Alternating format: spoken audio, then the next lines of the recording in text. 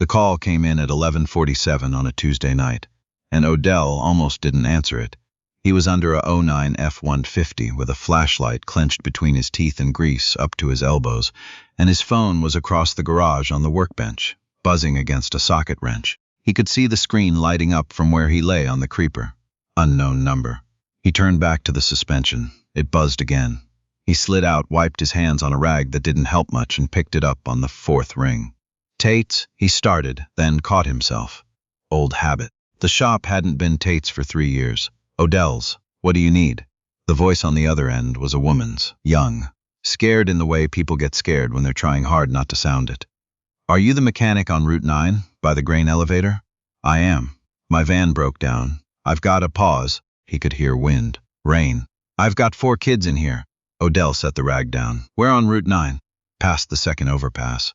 There's a green mile marker. I don't know what number. I know it, he said. Stay in the vehicle. Lock the doors. I'll be there in 12 minutes. He was there in 9. The van was a 14 Dodge Grand Caravan with a busted right rear tire and a slow leak in the left front that she probably hadn't noticed yet. The hazard lights were on. Through the rain-streaked windshield, he could see the shapes of small heads. He pulled his truck up behind her with the lights on, got out and knocked on the driver's window. She cracked it 2 inches. He couldn't blame her. A big man, dark as the road, showing up in the middle of nowhere at midnight. He held his hands out to the side, palms open. I'm Odell. You called? She was younger than her voice suggested, maybe 26, 27. Natural hair pulled back, uniform shirt with a name tag he couldn't read in the rain. The look she gave him was the look people gave him sometimes. The quick calculation, the half-second of something he'd learned to not take personally. Then she unlocked the door. Brianna, she said, the tire it went. I heard a pop and then I was pulling over. You did right. He was already crouching, running a hand along the rear quarter panel. The tire was flat to the rim. He stood up and rain was running down the back of his neck, and he didn't mind. You got a spare? I think so. Under the floor in the back. The kids were quiet in the van. 4 of them. He could see them now through the window, buckled in, watching him with the serious eyes kids get when they sense adults are stressed. The oldest was maybe 8. The youngest was asleep in a car seat. He changed the tire in 22 minutes. The spare was low, but not dangerously so. He checked the other front tire while he was at it, found the slow leak, and told her about it. The front left is losing air. Not fast, but you'll want to get it plugged before tomorrow. He stood up and wiped his forearm across his forehead. Where are you headed? Home, Reedsville, another 40 minutes. You'll make it on what's there. But take it easy. He paused. You got someone there? When you get in? She looked at him a moment. My mama. Good. He started walking back toward his truck. Wait, what do I owe you? She was standing in the rain now, the door open behind her, one hand on the frame. Nothing, he said. That's not. You can't just, ma'am, he said, and he said it gently. You got 4 kids in that vehicle, and it's midnight and raining. Get on home. She stood there another second. Then she said something that wasn't quite words, and he thought her jaw might have moved like she was pressing something back.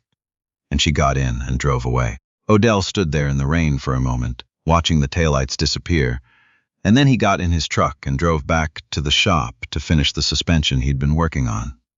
He hadn't always worked alone. For 11 years, the shop had been his uncle Raymond Pickett, who everyone in Caldwell County called Ray Pick, which Raymond hated and pretended not to hear. Ray Pick had opened the garage in 1987 with a loan from his church and a handshake from a man named Dorsey who owned the building and had enough good sense to know a trustworthy person when he saw one. The sign above the door said Pickett and Son, because Raymond had intended it that way. The son being Odell, who was not actually Raymond's son, but was close enough in every way that mattered.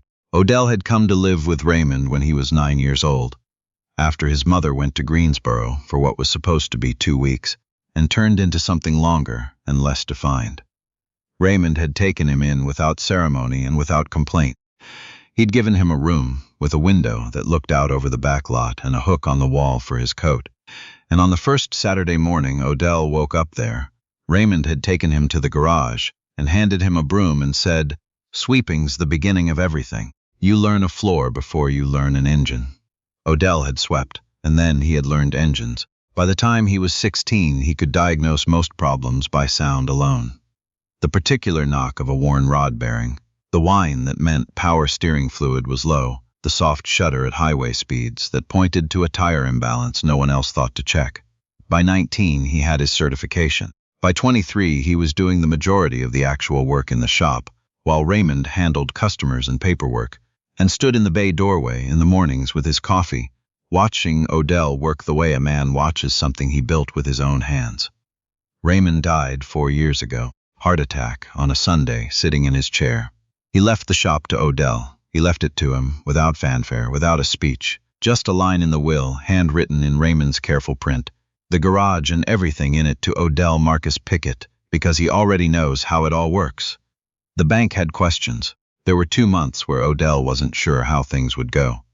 But he had the deed, and he had the tools, and he had the customers Raymond had built relationships with over 35 years, and most of them came back. Most of them. Some didn't. Some took their cars to the dealership on Route 15 that had a waiting room with a television and a coffee machine that dispensed 4 kinds of coffee, and that was their right. Odell didn't chase anybody. The ones who stayed, stayed. The Tuesday night he helped Brianna was the same week Garland showed up. Garland was the general manager of Price Ford, the dealership on Route 15. He drove a company vehicle, a silver F-150 Platinum, always clean, the kind of clean that came from a detail shop rather than rain. He pulled into Odell's lot on a Wednesday morning, which was when Odell opened, and he sat in his truck for about 3 minutes before getting out, which Odell noticed from the bay window. Odell kept working. He was pulling a head gasket on a 16 Chevy Colorado for a man named Fitch who drove it for his landscaping business and needed it back by Friday. "Anybody here?" Odell straightened up. Garland was in the doorway of the bay, 40-something, pink-faced, wearing a button-down with the dealership logo embroidered on the chest pocket. He had the look of a man who was accustomed to being the most knowledgeable person in any room and had not yet fully registered that this was not always true. "Help you?" Odell said. Garland looked around the shop the way people did sometimes, slowly taking inventory, the lifts, the pegboard walls with tools hanging in their outlines, the small office in the back with the glass window and the calendar from an auto parts supplier pinned above the desk. "You Odell?" "Yes, sir." Garland Price. He came forward and held out a hand. Odell shook it, his own hand still carrying traces of gasket compound. "I run the Ford store on 15. I know who you are." Garland smiled. "I imagine you do." He looked at the Colorado. "Head gasket?" "Yes, sir. Coolant into the oil or oil into the coolant." Odell looked at him a moment. Combustion chamber. White exhaust. Customer was running it hot. Garland nodded slowly, the way a man nods when he's been tested and passed something without quite intending to. "You do good work." "I've heard that." "From who?" "People." He put his hands in his pockets. "I've also heard you do good work in the middle of the night on Route 9. Odell said nothing. He turned back to the Colorado. "Woman named Brianna Collier," Garland said. "She's a shift supervisor at the Purdue plant in Reedsville. My sister-in-law." He paused. "She called me Thursday to tell me what happened." Odell was quiet. "She said you didn't charge her anything." "Tire change is a 15-minute job," Odell said. "She had 4 children in the car. She said you checked the other tire too." "It was leaking." Garland stood there for a moment. Then he said, "I want to send you some business." Odell straightened up and looked at him. "Not overflow," Garland said quickly. "Not the jobs I don't want. I mean, I want to start sending customers to you for second opinions. Bigger jobs. Things we're backlogged on." He paused. "I've got a service department. I've also got a 12-week wait on some things and customers who can't wait that long." "Why would you send customers somewhere else?" "Because Brianna's not the first person to tell me about you." Garland looked at him evenly. "And because I can afford to. And because—" He stopped, seemed to consider something. "My daddy ran a tire shop for 20 years, and I know what it looks like when a man runs a good shop." Odell looked at him for a long time. "I'm not looking for charity," he said. "I'm not offering it." Garland's voice was flat. "I'm offering a referral arrangement. You take the jobs, you do them right. Word spreads. That's how it works. That's how it's always worked." He tilted his head slightly. "Unless you think you're too busy." Odell glanced around his shop. 3 vehicles on the floor. A list of 7 more scheduled out over the next 10 days. Steady, but not what it was when Raymond was alive, and the name had 35 years of trust behind it. "I'll think about it," Odell said. "Fair enough." Garland took a card from his shirt pocket and set it on the workbench beside Odell's coffee mug. "When you're done thinking, call me." He left. Odell watched him back the silver truck out of the lot and pull onto Route 9. Then he turned back to the Colorado. He stared at the engine for a while without working on it. He called Garland on Friday. What followed was not dramatic. It was not a sudden flood of customers or a ceremony or anything like what Odell might have imagined if he'd let himself imagine things like that, which he generally did not. It was just more. A few calls a week at first. Then more. A retired schoolteacher named Dottie, whose Accord needed a timing belt, and who couldn't get a slot at the dealership for 6 weeks. A man named Curtis, who drove a 2020 Ram for his construction company and blew a brake line on a Thursday and needed it back by Monday. A family from up near the Virginia line who had an '08 Subaru Outback they'd inherited from a grandmother and didn't know what to do with, and Odell spent 3 hours going over it with them, explaining each thing, and at the end they shook his hand with both of theirs. Word spreads differently than people think. It doesn't go wide and fast. It goes deep and slow. It settles into things. It shows up in the conversation at the barber's shop, at the counter of the diner, in the parking lot after church. Somebody mentions a name, and somebody else says, "Yes, I know that name," and a third person says they did right by me, and that's how a reputation actually works. Not marketing, not signage, not a presence on any platform, just people saying a true thing to another person who needed to hear it. By autumn, the shop had more work than Odell could comfortably handle alone. He hired a kid named Bo, 17, summer between junior and senior year, who'd been hanging around the shop for 2 months asking questions Odell couldn't bring himself not to answer. Bo could handle oil changes and rotations and basic diagnostics, which freed Odell for the technical work. He paid him fairly, and he taught him the way Raymond had taught him, starting with the floor. "Why do I gotta sweep if there's already a floor drain?" Bo asked the first day. "Because the floor drains for liquids," Odell said, "and because a shop that looks cared for gets cared for work." Bo swept. It was October when the convoy showed up. 7 motorcycles, all of them big. Harleys mostly, 1 Indian, 1 custom that Odell couldn't place at a glance. They came down Route 9 in the early morning, close formation, moving fast, and then they weren't moving fast anymore. They were pulling over, one by one, into his lot, and the last one in was limping badly, the engine knocking in a way Odell recognized from 40 yards away. He came out of the bay, wiping his hands. There were 7 of them, 6 men and a woman. Leather vests with patches he didn't fully read, road dust on everything, faces that had been in the wind for long enough that they'd gotten a particular look. Not hard exactly, but settled. Like weather-beaten wood that had given up warping. The one who seemed to be in front was a man about Odell's age, broad across the shoulders, with a red beard that had some silver coming in, and a patch on his chest that said Road Captain. He pulled off his helmet and looked at the shop and then at Odell. "You the mechanic? I am Thumper's running rough." He tilted his head toward the last bike, a big touring Harley, the one that had been knocking. The woman had gotten off it and was standing beside it with her arms crossed and the particular expression of someone who loved a machine and was unhappy with it. "Mind if I take a look?" Odell said. "Be my guest." He crouched beside the Harley and listened. He put his hand on the engine case, gently the way you check a fever. He stood and went to get a stethoscope, the mechanic's kind, the long probe for listening to internal components, and came back and worked his way around the engine systematically while the group stood and watched. "Primary chain," he said. "What about it?" "It's loose. Tensioner's worn. You're also down about a quart of oil." He stood up. "You ride it hard this morning?" "About 200 miles, the road captain said. "That'll do it." Odell looked at the bike, then at the woman who'd been riding it. "I can fix it today. Couple hours. Tensioner's not a hard part to find, but I'll have to call over to the Harley store in Greensboro." "How much?" the road captain said. "Depends on the part cost. Labor maybe 60. The group exchanged looks among themselves, not suspicious looks, more the look of people recalibrating some expectation they'd had. "That's it?" one of them said, a man with a shaved head and a sleeve of tattoos, shorter than the rest. "That's it," Odell said. He called the Harley dealership. The tensioner was in stock. He sent Bo to pick it up, gave him the truck, gave him directions, told him to get a receipt, and while Bo was gone, he went back to work on a transmission job he had on the lift. The group of riders spread out through his lot, some of them stretching, some of them on their phone. The woman who'd been riding the Harley leaned against the workbench inside the open bay door and watched Odell work. "You always open this early," she said. "7 days," he said. "Some weeks? Raymond?" she said, reading the old lettering that was still faintly visible on the bay door where the paint had faded around it. "My uncle. Shop was his. I run it now. He around? He's not." Odell kept working, past a few years back. She was quiet for a moment. "I'm sorry." "He lived right," Odell said.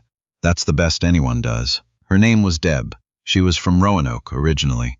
Had worked for 20 years as an ER nurse before her back gave out and she'd had to stop. And now she coordinated volunteers for a veterans housing nonprofit out of Winston-Salem, the group she was with. The Iron Road Brotherhood, he eventually learned, ran a circuit every fall to raise awareness and, depending on the year, money. They'd come through Caldwell County before, years ago, but that was before the shop changed hands. "The town we stopped at last night," she said, "turned us away from 3 places. Gas station, restaurant, motel." Odell looked at her. "Motel said they were full," she said. "They were not full." He went back to the transmission job. He didn't say anything for a moment. "Where'd you sleep?" he asked. "Church parking lot. Pastor came out and said we could, long as we were gone before 7. She said it without bitterness, which somehow made it worse. "We've slept in worse." Bo came back with the tensioner and the receipt and a breakfast sandwich from somewhere, which he ate standing up in the corner like a person who knew better than to stop working for too long. Odell set him on the transmission job and moved to the Harley himself. It took an hour and 40 minutes. He replaced the tensioner, adjusted the chain, topped the oil, and ran the bike for 8 minutes in the lot while everyone watched. The knock was gone.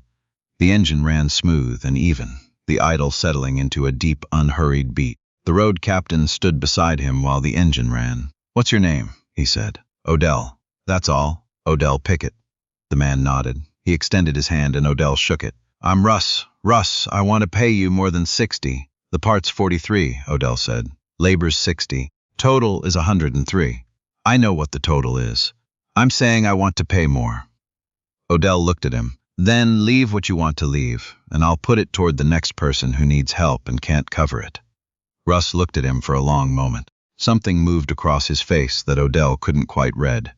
"You do that regular? When I can?" Russ looked back at the bike, then at the shop, then at the road. He seemed to be thinking about something that had nothing to do with motorcycles. "Where do you eat lunch?" he said. "There's a diner on Greer Street. All of us?" "My experience," Odell said. "Mays doesn't turn anyone away." Mays didn't turn anyone away. What happened instead was that 8 people, 7 bikers and 1 mechanic in a work shirt with grease on the collar, took up the big table at the back, and May herself came out to take their order because Keeley, who normally handled the lunch tables, was overwhelmed, and because May had owned that diner for 23 years, and she knew Odell, and she trusted his judgment about people. The lunch lasted 2 hours. It was not a quiet lunch. Russ turned out to have opinions about engines, strong ones, and a history with them. He'd worked in a machine shop in his 20s before a job in a factory, and then a long stretch in the military, and then road work after his discharge, which he didn't detail and no one pushed. The woman sitting next to him, a quiet, angular person named Felice, was a middle school teacher from Charlotte who rode every fall because her father had ridden, and she'd promised herself she'd keep something of his alive. The man with the shaved head was called Dex. Just Dex, no explanation needed, and he had, improbably, a degree in electrical engineering and a theory about solid-state battery chemistry that Odell only partially followed but found interesting. They ordered coffee. They ordered pie. May brought extra biscuits without being asked, which was what May did. At some point, Odell said something. He couldn't afterward remember what exactly. And the whole table laughed, and it was the kind of laugh that happens when a group of people who have just met realize simultaneously that they actually like each other. And it was louder than any of them expected, and May looked over from the counter with an expression that was almost smiling, but was mostly just satisfied in the way of a person who has been running a right establishment for a long time. The call came 6 weeks later. Odell was in the shop early. It was a Thursday. Bo wasn't in yet. The morning was cold and gray and the kind of quiet that settles over a rural stretch of highway in November like something being laid to rest. "Russ. You're going to think this is strange," Russ said. "Say it anyway. The Brotherhood does a winter campaign. Toys for kids, food for families. We've got a run in December, through 6 counties in the Piedmont. We need a base of operations for about 3 days, somewhere we can stage out of. A pause. Somewhere that'll let us park about 40 bikes. Odell looked out the bay door at his lot. It was a big lot. Raymond had always said the lot was the best thing about the place. When in December, he said, 13th through the 15th, I can move some things around. A pause on the line. Then, there's something else. Say it. One of our guys, Dex. He's got a contact at a place called Carolina Fleet Services. They run a maintenance contract for a bunch of county vehicles over in Alamance. The contact put out some feelers after Dex talked us up. Another pause. They're looking for a secondary provider, smaller jobs, shop that can turn things fast and not overcharge. Odell stood very still. That's a county contract, he said. It is. That's. He stopped. He calculated something, not in numbers exactly, but in the shape of what it would mean.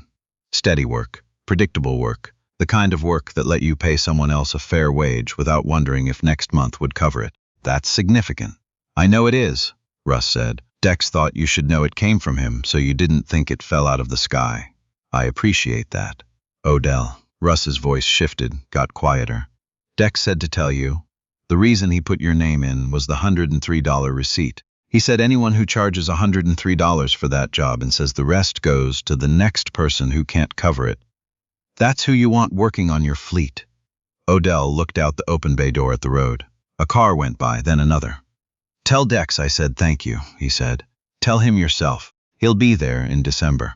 The 3 days in December were not orderly. 41 motorcycles, 41 riders, a shop lot that had never seen that kind of organized chaos, and a rotation of community volunteers who came and went on a schedule that Odell gradually stopped trying to track. There were people he'd never met sorting donated goods in his supply room. There were children from a local school who came on the second afternoon to help sort toys, supervised by a teacher from the school who kept apologizing to Odell for the noise. Don't apologize, he said. Raymond would have loved this. He said it before he thought about it, and then he was surprised to find that it was exactly true. Raymond would have stood in the doorway with his coffee and watched all of it with that particular expression, not quite smiling, not exactly proud, just deeply, quietly satisfied. The way a man looks when he sees a thing becoming what he always believed it could become. On the last evening, after most of the riders had gone, Russ sat with Odell in the bay on 2 overturned milk crates. They drank coffee from the same pot that had been going all day, and was not good, but was hot. What's next for you? Russ said. The county contract starts in January. I need to hire 1 more person, probably 2. Bo's good, but he's 18. He'll get better, he will. Odell looked at the floor, Raymond's floor, the one he'd swept the first morning. I've been thinking about a training program. What kind? For people coming out of, he thought about how to say it, situations, re-entry. People who need a trade and can't get someone to give them a shot. He looked up. Raymond gave me a shot when nobody had any reason to. I've been trying to figure out what that's worth. Russ was quiet for a while. Raymond sounds like he was a good man, he said. He was the best man I knew. They sat there with their bad coffee, and the November-December cold seeping under the bay door and the quiet that comes at the end of a thing that went right. The Alamance County contract came through in January, same as Russ said. In February, Odell hired a woman named Coretta who'd spent 8 years in a corrections facility in Durham and had gotten her AAAC certification through a prison program that no one outside the prison system had ever heard of. She was 31 years old. She was better with electrical systems than anyone Odell had ever worked with, including himself. On her first day, he handed her a broom. She looked at him. He looked at her. Sweeping, she said, is the beginning of everything. He didn't ask how she knew that. He turned back to his work. She swept. By spring, the lot had a new sign, not flashy, just clean painted letters. Pickett Automotive, 1987. He kept Raymond's year. The shop had always been Raymond's in the ways that matter. Odell was just the one who stayed. There's a thing that happens to people who grow up being told, not always in words, sometimes just in the quality of the silence in a room when they walk in, that they are unlikely to amount to much. The thing that happens is one of 2 things. They believe it, or they don't. It is not always possible to explain why some people believe it and others don't. Some of it is stubbornness. Some of it is someone, one person, sometimes just one, who looks at them and says something true without being asked to. For Odell, it was Raymond handing him a broom and meaning it as the beginning of an education, not the limitation of one. That's all it took, one man who believed a true thing and acted on it. Brianna still brings her van in for oil changes. She pays full price, and she always will, because Odell won't hear otherwise. She brought her oldest in once to show him what the shop looked like, and the boy stood in the bay for 20 minutes asking questions that Odell answered one by one while he worked. And afterward, Bo, who is 19 now and knows more than he gives himself credit for, said, "That kid's going to want to do this someday." Odell looked at the door the boy had gone out. "Give him a few years," he said, "and a broom."